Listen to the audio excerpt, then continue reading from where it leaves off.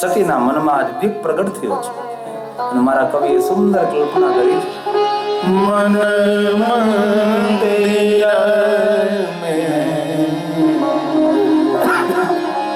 મેને ભોલે મન મંદિર मैंने भोले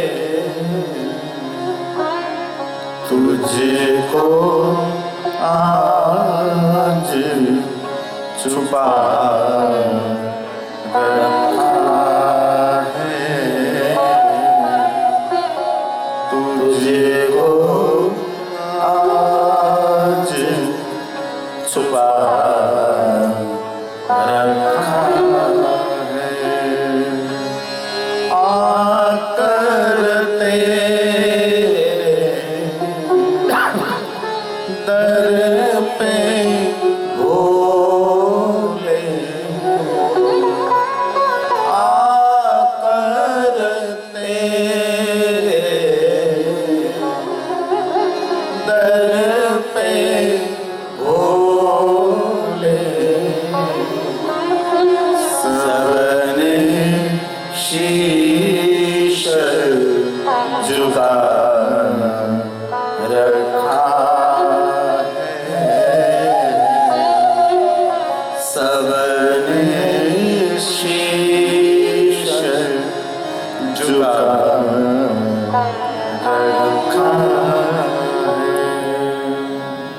સતી ભગવાનને ઓળખી ગયા છે.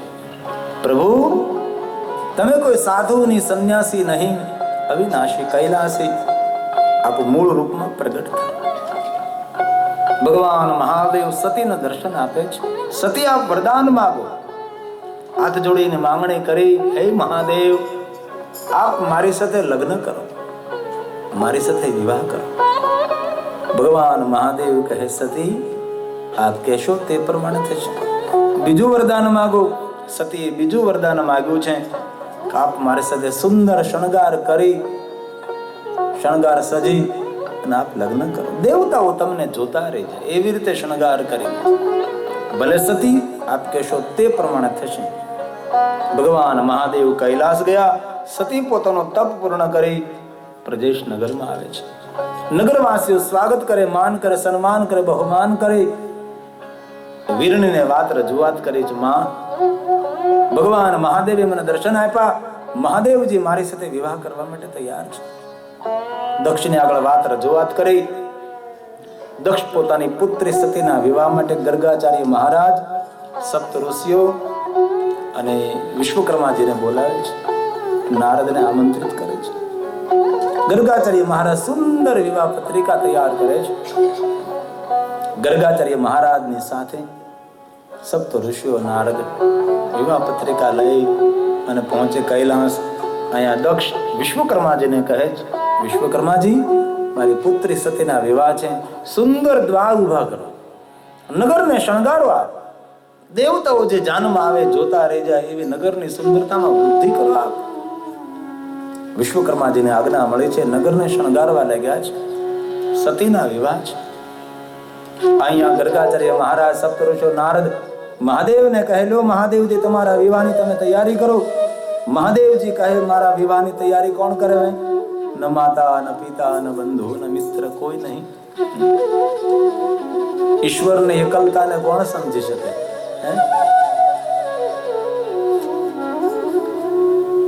આપ જ મારો પરિવાર છો, આપ તૈયારી કરો. ભુવનના દેવી દેવતાઓને આમંત્રિત નિમંત્રિત કરો, મારા વિવાહમાં સૌ પધારે. ગર્ગાચાર્ય મહારાજ, સપ્ત ઋષિઓ, નારદ, ભુવનના દેવી દેવતાઓ, ઋષિ મુનિઓને આ નિમંત્રણ મળે છે. સૌ શંકર ભગવાનને જાનમાં આવવા માટે, વિવાહમાં પધારવા માટે કૈલાસ પધારે છે. શંકર ભગવાન એક પથ્થરની શિલા પર બાબા બસ ભસ્મ લગાવીને બેઠા છે.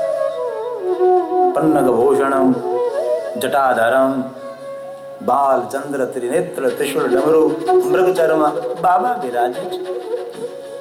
જે કૈલાસમાં આવે છે તેમને સૌને આવકાર આપે છે. પધારો, પધારો, પધારો. માં અને બાપ વગરનો દીકરો જે પરણતો હોય ને એને ખબર હોય કે વેદના કેવી હોય. જેને માં પણ નાનપણમાં મૃત્યુ પામી હોય, બાપ પણ મૃત્યુ પામ્યો હોય, ન બહેન હોય ન ભાઈ, અને એ જયારે છોકરાના વિવાહ થતા હોય ને ત્યારે ક્યારેક દ્રશ્ય જોજો તમે. મહાદેવજી બેઠા છે અને શંકર ભગવાને જો માં હોત ને તો એ માં આ ખોપડીની માળા તેને પહેરવા ન દે, એને શમશાનની ભસ્મ લગાવવા ન દે, તેને અઘોરી તરીકે ફરવા ન દે. એને જો માં હોત ને તો તેના વાળ ન વધવા દે. શંકર ઉપર તો જેટલું ચિંતન કરવું એટલું કરી શકાય. એ શંકર, એ મહાદેવ. ઇન્દ્ર ઇન્દ્રાણી, બ્રહ્મા બ્રહ્માણી, વિષ્ણુ લક્ષ્મી કુબેર વરુણ આદિ આદિ દેવતો આવ્યા સુંદર શણગાર કરી, મોટા મોટા મુકુટ ધારણ કરી કરે. આકાશમાં જેમ તારાઓનો ટમટમાટ હોય એમ કૈલાસની અંદર દેવતાઓ બધા શોભી રહ્યા છે. પ્રસન્ન મુખ મુદ્રાથી ભગવાન બિરાજે છે એક પથ્થરની શિલા પર. પણ દેવતાઓનો સ્વભાવ ને હાંસી કરવાનું. ઇન્દ્રએ કહ્યું, હે વિષ્ણુ, કૈલાસમાં લગ્ન કોના છે? વિષ્ણુ સમજી ગયા શંકર ભગવાન હાંસી કરે છે. વિષ્ણુ બ્રહ્માને કહ્યું, બ્રહ્મા, કૈલાસમાં લગ્ન કોના? ત્રણેય હસવા લાગ્યા છે. અને કોઈ નાના માણસના ઘરે કોઈ લગ્ન પ્રસંગમાં જાઓ ને, એના ઘરે સગવડતા ઓછી હોય ને તો હસવું નહીં કોઈ દિવસ, બહુ પાપ લાગે. એનો પ્રસંગ કેવી રીતે દીપે એની કાળજી આપણે રાખવાની છે. કોઈ નાના માણસના ઘરે તમે કોઈ પ્રસંગમાં જાઓ, અગવડતા હોય, કોઈ તૈયારી ન હોય તો તેના ઉપર તેની ટીકા ન કરે. આપણે સામેલ થઈ અને તેનો પ્રસંગ કેવી રીતે ઉજળો બને એ આપણો ધર્મ છે. કથા તો એક સંદેશ છે. બ્રહ્મા કહે, કુબેર ને કુબેર લગ્ન કોના છે? આ કુબેર ને બ્રહ્મા ને વિષ્ણુ ને ઇન્દ્ર ને સૌ હસે છે શંકર ભગવાન ઉપર. અને ચારેય દેવતાઓ ભેગા મળે નારદ ની પાસે ગયા. નારદ, બોલો, કૈલાસમાં લગ્ન કોના? નારદ કે, મારા તો નથી જ. શંકર ભગવાન ના વિવાહ છે, મહાદેવજી ના લગ્ન છે.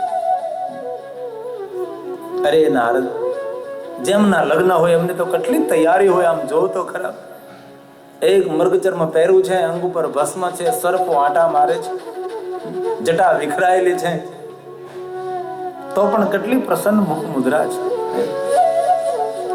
બધી વસ્તુ ને સામગ્રી હોય ને પ્રસન્ન રહે તેને તો જીવ કહેવાય. કાંઈ ન હોય અને પ્રસન્ન મુખ મુદ્રા જેની રહે એને શિવ કહેવાય છે. એ ભગવાન મહાદેવ, એ શંકર છે. દેવતાઓ કહ્યું, નારદ જરા સમજાવો મહાદેવને સુંદર રીતે શણગાર કરે. દેવતાઓની સાથે નારદ આવે. નારદ કહે છે, મહાદેવ, અમે સૌ તૈયાર થઈને આવી ગયા છે, આપ તૈયાર થાવ. મહાદેવ કે, હું તૈયાર જ છું, હાલો નીકળીએ આપણે. પણ નારદ કહે છે, મહાદેવજી, સતીને તમે કેવું વરદાન આપ્યું? ત્યારે મહાદેવજી એમ કહે, નારદ સાંભળો, સતીને મેં વરદાન આપ્યું છે કે સુંદર શણગાર કરીને તમારી સાથે વિવાહ કરીશ. તો પ્રભુ શણગાર તો કરો. આપ લાવો પિતાંબર, લીલાંબર લાવો, શ્વેતાંબર લાવો, જે તમારી પાસે હાજર હોય આપો. આ વાઘંબર ને દૂર કરો. સોના ચાંદીના આભૂષણો આપો, અમે તમને સુંદર રીતે શણગાર કરીએ. મહાદેવજી કહે છે, નારદ, આ મૃગચર્મ પહેરવું એક છે, બીજું નથી. જે છે અંગ પર છે, સંગ્રહ કરે તેને શિવ ન કહેવાય. સંગ્રહ કરવો એ તો જીવનો સ્વભાવ છે. સંગ્રહ નીતિ તો કુત્તે की नीति, शेर कभी संग्रह नहीं करता.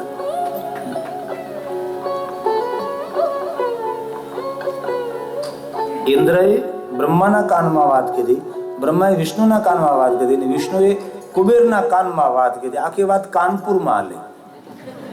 નારદ પાસે પહોંચી અને કહ્યું દેવતાએ, નારદ, આ મહાદેવને તમે પૂછો કે એ જો આ પાડે તો અમારી વસ્તુ એમને પહેરવા માટે અમે આપીએ. આપણે કોઈના લગ્નમાં જાય તો આપણે વરાજાને આપણે વસ્તુ પહેરવા માટે આપીએ ને. શા માટે? વરાજો આપણા કરતા સારો દેખાવો જોઈએ. તો નારદે કહ્યું કે મહાદેવજી, આપને કોઈ જો વાંધો ન હોય તો આ દેવતાઓ એમ કહે છે કે એમની વસ્તુ તમને પહેરવા માટે આપે. મહાદેવજી મનમાં મુસ્કરાવા લાગ્યા કે આ દેવતાઓ ભીખ માગીને મારી પાસે લઈ જશે બધું, અને એમની કેમ થઈ ગઈ? પણ મહાદેવજી કહે, ભલે નારદ, મને કોઈ વાંધો નથી, આપે. વિષ્ણુ ભગવાન પિતાંબર આપે છે, બ્રહ્માજી ખેસ આપે, ઇન્દ્ર મુકુટ આપે, કુબેર સોના ચાંદી હીરા મોતીના આભૂષણો મહાદેવને ધારણ કરાવે છે. શંકર ભગવાન સુંદર રીતે શણગાર કરીને તૈયાર થયા છે. સુંદર પિતાંબર, સુંદર કેસ, અંગ પર સોના ચાંદીના આભૂષણો છે, મુકુટ શોભે છે. બાબા સુંદર દેખાવડા લાગે છે. આમે તો શંકર ભગવાન ગોરો, એમાં શણગાર કરે તો કેટલો રૂપાળો લાગે છે. ઘણા માણસોને એવું કે શંકર ભગવાન કાળા છે. શંકર કાળા નથી, વિષ્ણુ કાળા, કૃષ્ણ કાળો, રામ શ્યામ, પણ શંકર ભગવાન તો ગોરા છે. એ તો પોતાના રૂપને દબાવી દીધું છે, ભસ્મ લગાવી આવડા રૂપ ધારણ કરી લીધું છે. બાકી શંકર બહુ ગોરો છે, અને શંકર ભગવાન ગોરા છે તેથી તો આરતીમાં રોજ ગાય છે. કર્પૂર ગૌરમ કરુણાવતારમ સંસાર સારમ ભુજગેન્દ્રહારમ સદા વસંતમ હૃદયાર વિંદે ભવમ ભવાની સહિતમ નમામિ ભવમ ભવાની સહિતમ નમામિ. મને મારો કથાનો રૂટ સંભળાવા દો, કારણ કે બહુ લાંબી કથા. તમને મને ઈશારો નહીં કરતા, હું તમને કહેશ, મને આપો. એમ કથા મારું ધ્યાન કહે છે તો હું ભૂલી જાઉં મારે શું કહેવાનું છે. કથાની સુરતા તૂટી જાય. હું કહેતો હતો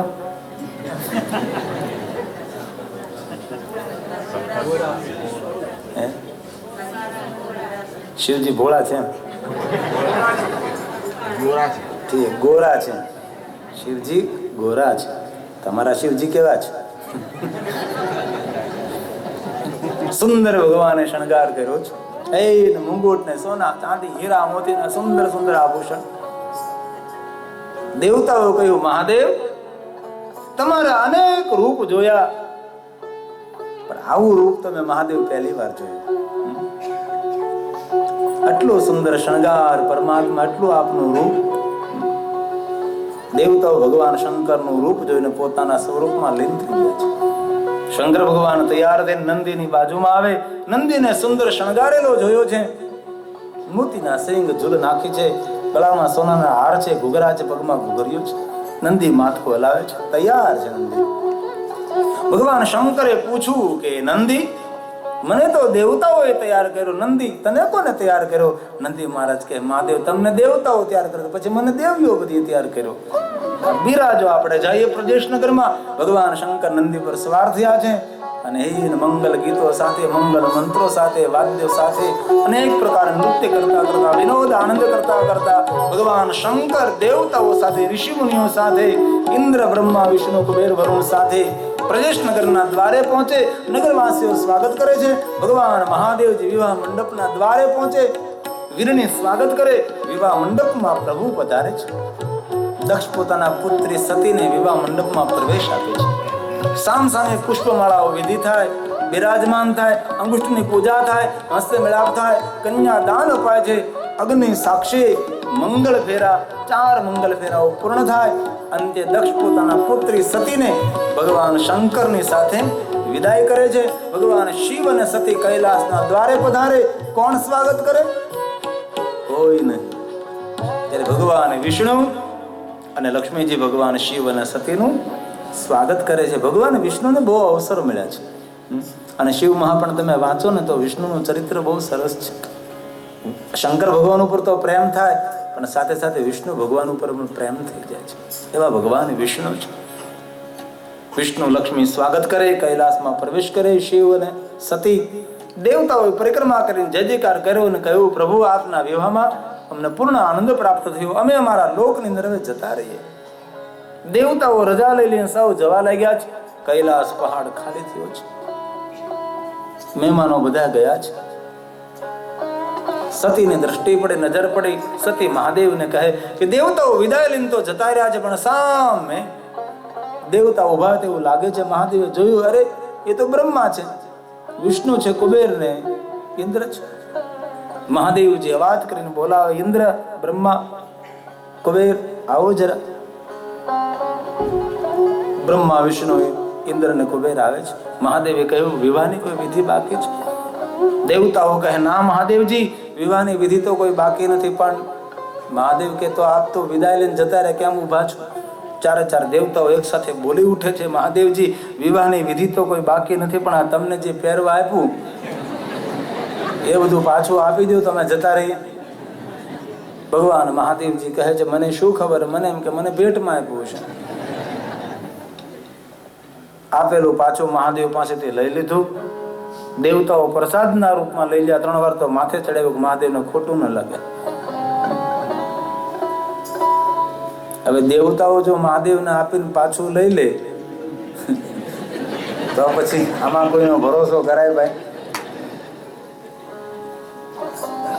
ભગવાન મહાદેવ ભસ્મના ત્રિપુંડ વિરાજમાન. બાબાએ ત્રિશુલ પકડ્યું છે. સતી પૂછવા લાગે, કઈ બાજુ પ્રભુ? જીવનને સાર્થક કરવા માટે, જીવન સત્સંગમાં વીતે, તેથી હું જાઉં છું કુંભદૃશ્યના દ્વારે મારા રામ, મારા હરિની કથા સાંભળવા માટે. સતી કહે છે, પ્રભુ આપની સાથે હું પણ આવું.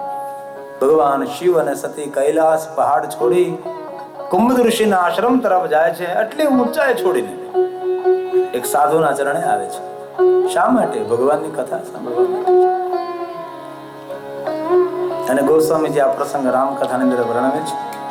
ત્રેતા યુગને યાદ કરે છે, ભગવાન રામના અવતરણને યાદ કરે છે. શિવ મહાપુરાણમાં પણ રામકથા છે. પ્રારંભમાં વચ્ચે વચ્ચે અનેક જગ્યાએ છે. કારણ કે શંકર ભગવાનને રામ બહુ પ્રિય છે. તેટલા માટે રામ મહાદેવના પરમ ભક્ત છે. તેથી શંકરને રામ બહુ જ પ્રિય છે અને રામ મહાદેવના પરમ ભક્ત છે. અને ત્રેતા યુગની અંદર ભગવાન શિવ અને સતી કુંભદૃશ્યના દ્વારે આવે છે. અને ગોસ્વામીજી લખે છે, એક બાર ત્રેતા યુગ માહી, એક બાર ત્રેતા યુગ માહી, શંભુ ગયે ભજ ઋષિ પાહી, શંભુ ગયે કુંભજ ઋષિ પાહી. ભારતના સાધુને ખબર પડી કે ભગવાન શિવ અને સતી મારા આંગણે આવ્યા છે. જગતના માતા પિતા સમજીને કુંભજ ઋષિ ભગવાન શિવ અને સતીનું સ્વાગત કરે છે. અને ગોસ્વામીજી બોલે છે, સંગ સતી જગ જનની ભવાની, જગત માતા ભવાની સાથે છે. સંગ સતી જગ જનની ભવાની, પૂજે ઋષિ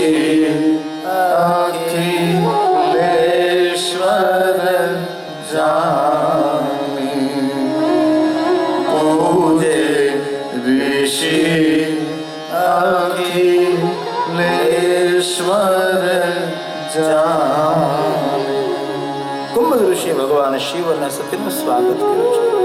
મહાદેવજી કહે છે, હે કુંભજ, આપ મને મારા રામની કથા સંભળાવો.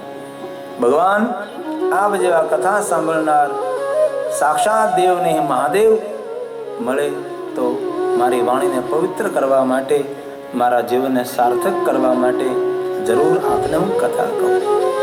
કુંભજ ઋષિ કથાનો પ્રારંભ કરીને ગોસ્વામીજી લખે છે, રામ કથા મુનિ પરજ બખાની, રામ કથા મુનિ પરજ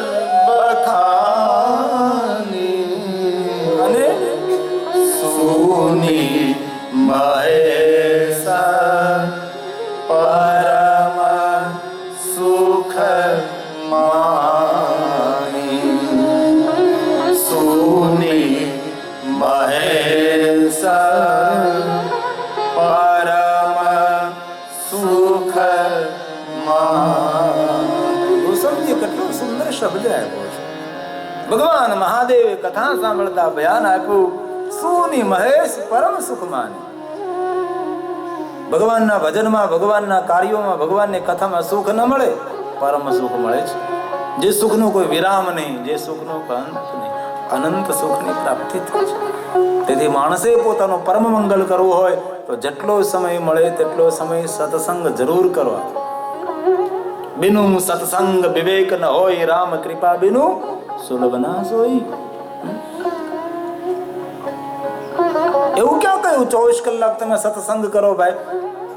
અને કોઈ કહે 24 કલાક તમને આ કરવાનું, તો હું આપણે કરવાના હતા? 3 કલાક હોય, 3 કલાકમાં એમાં 2 કલાક હોય, ઘણા માટે તો 8 વાગે આવે તો અડધો કલાક ખાલી હોય. જેટલો સમય મળે તેટલો સમય સત્સંગ કરવા. ઓલી કહેવત છે ને કે સવારમાં 100 કામ છોડીને નાઈ લેવું. જ્યાં સુધી આપણે સ્નાન ન કરીએ ને ત્યાં સુધી આપણું શરીર શબ સમાન કહેવાય, હાલતો ચાલતો મળતું. ઘણા માણસો 10 વાગ્યા સુધી નાતા નથી, 11 વાગ્યા. ઘણાને તો ખબર નહીં, આખો દિવસે જતો રહી, રાતે યાદ આવે કે આ તો નામ ભૂલી ગયેલો. સવારમાં 100 કામ છોડીને નાઈ લેવું, 1000 કામ છોડીને, એમાં તો બધા હોશિયાર છે, નાઈ લેવું, ખાઈ લેવું ને. 100 કામ છોડીને નાઈ લેવું, 1000 કામ છોડીને ખાઈ લેવું. પણ દુનિયાના કરોડો કામ છોડીને એક ઘડી આધી મેં દુનિયા. થોડો પણ સત્સંગ કરો. સત્સંગ આત્માનો ખોરાક છે.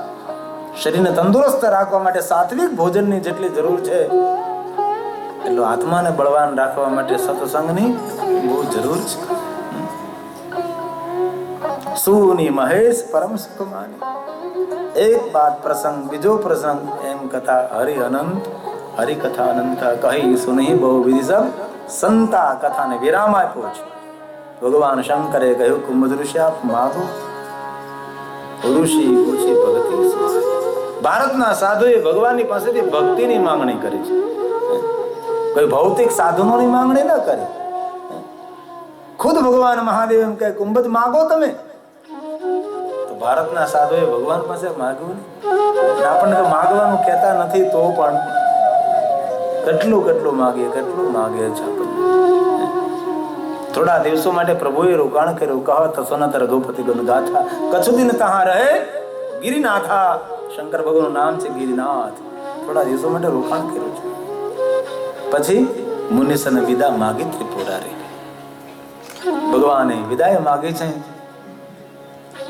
અને રડતી આંખે ભારતનો સાધુ શિવ અને સતીની વિદાય કરે છે. હવે જેમના આશ્રમમાં ભગવાન શિવ અને સતીએ રોકાણ કર્યું હોય અને કથાનો વાર્તાલાપ કર્યો હોય અને એ પછી છોડીને જતા રહે તો એકલતા કેટલી સતાવે. ભગવાન શિવ અને સતી વિદાય લે છે. ત્રેતા યુગ ચાલે. ભગવાન રામજી પિતાના વચનનું પાલન કરવા માટે વનમાં નીકળ્યા છે. ઝાડ પાનને પૂછે છે, કારણ કે સીતાનું હરણ થયું છે. આવું દ્રશ્ય જોઈને ભગવાન મહાદેવના મુખમાંથી શબ્દો નીકળ્યા કરે, જેમની કથા સાંભળી એ જ મારો પ્રભુ, એ જ મારો ભગવાન છે. અને મહાદેવના મુખમાંથી શબ્દો પ્રગટ થયા છે. જય સચિદાનંદ જગત પાવન. જય સચિદાનંદ જગત પાવન. આટલું જ બોલીને પ્રભુ ચાલવા લાગે છે. અસ કહી ચલેવું મનોજન સાવન. અસ કહી ચલેવું મનોજન સાવન. સતી પૂછવા લાગે, કોને પ્રણામ કરો, કોને જય જયકાર કરો છો? ભગવાને કહ્યું, સતી જેમની કથા સાંભળી એ જ પ્રભુ છે, પ્રણામ કરો. સતીએ પ્રણામ ન કર્યા પણ તર્ક કર્યો છે. અને ભગવાનની બાબતમાં તર્ક ન કરાય, સ્વીકાર કરે છે. ભગવાન શંકરની વાત ન માની અંતે સતી કસોટી કરવા જાય. સતી સીતાનું રૂપ લે ભગવાન રામજી કહે છે, સતી હું વિષ્ણુનો અંશ અવતાર છું. વિષ્ણુ ભગવાન મહાદેવના ઈષ્ટ છે. પૂરી કથા કહી. મેં બ્રહ્મા યુદ્ધ કરેલું, મેં સત્યનું આચરણ કરી અને બ્રહ્મા ઉપર ઉપકાર કર્યો. ભગવાન શંકર મારું વર્તન જોઈ, મારો વ્યવહાર જોઈ ભગવાન શંકરે મને ઈષ્ટ તરીકે સ્વીકાર્યો, મને ગૌલોકનો સ્વામી બનાવ્યો છે. તેથી આ શંકર મારી લીલાનું દર્શન કરે છે અને મને ભગવાન તરીકે જોવે છે. સતીનો સંશય દૂર થયો. સતી આવે, ભગવાન મહાદેવ પૂછે કે સતી કસોટી કરીને અવતાર્યા, સત્ય ન બોલે. કછો ન પરીક્ષા લેની ગોસાઈ કે નહીં પ્રણામો તુમારી નાય. સત્ય બોલે તો અમંગલ ના બને, પણ જીવનની એક ભૂલ એ હજારો ભૂલોની જનેતા હોય છે.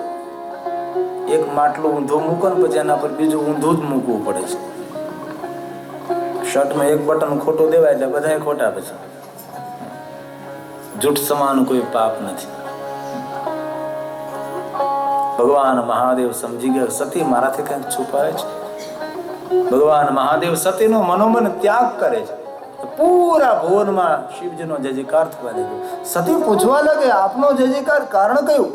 ભગવાન મહાદેવે સતીને કહ્યું નથી કે મેં તમારો ત્યાગ કર્યો છે. શિવજી કહે, સતી હું તમને કૈલાસમાં જઈને કહું, આપ જલ્દી કૈલાસ ચાલો. શિવ અને સતી કૈલાસ પહોંચે. સતી પૂછવાનો પ્રારંભ કરે, જોવે બાબા ધ્યાનસ્થ છે. 87,000 વર્ષ વીતે. અંતે સતી ક્ષમા માગી. અપરંપાર પ્રભુ નેત્ર ખોલે મહાદેવજી. સતીને કહે, બિરાજો, હું તમને કથા કહું. લગે કહન હરિ કથા રસાલા. ભગવાન શંકર કથાનો પ્રારંભ કરે છે. તે સમયે દક્ષ યજ્ઞનું આયોજન કરે છે. ભુવનના દેવી દેવતાઓનું નિમંત્રણ આપવામાં આવ્યું. મહાદેવને કોઈ નિમંત્રણ નથી. સતી કથામાં વિક્ષેપ કરે છે અને કહે છે કે મને કહો દેવતાઓ કઈ બાજુ જાય? ભગવાન મહાદેવ કહે, બળે અધિકાર દક્ષ જપ પાવા. તમારા પિતાના અભિમાન નથી, અતિ અભિમાન એવો છે. અભિમાન પૂર્વક યજ્ઞનું આયોજન થયું. આપણને નિમંત્રણ આપવામાં નથી આવ્યું, તેથી આપણે નથી જવાનું. સતી કહે છે, અરે મારે પિતાને ત્યાં યજ્ઞ હોય એમાં નિમંત્રણની શું જરૂર છે? ભગવાન શંકર ના કહે તો પણ સતી માનવા માટે તૈયાર ન થયા. અંતે સતી જવા માટે તૈયાર થાય. મહાદેવજી પોતાના અસંખ્ય સંખ્યામાં ગણોને કહ્યું, જાઓ સતીની રક્ષા કરજો. પણ જ્યારે કાળ આવે ત્યારે કોણ રક્ષા કરી શકે છે? સતીની સાથે ગણોને મોકલ્યા છે. પ્રજેશ નગર ગયા સતી. એટલા તો ગણો મોકલ્યા. સતી પ્રજેશ નગરમાં પહોંચ્યા. એ ગણોની જે લાઈન હતી કૈલાસના દ્વાર સુધી હતી. એટલે એકને ખબર પડે તો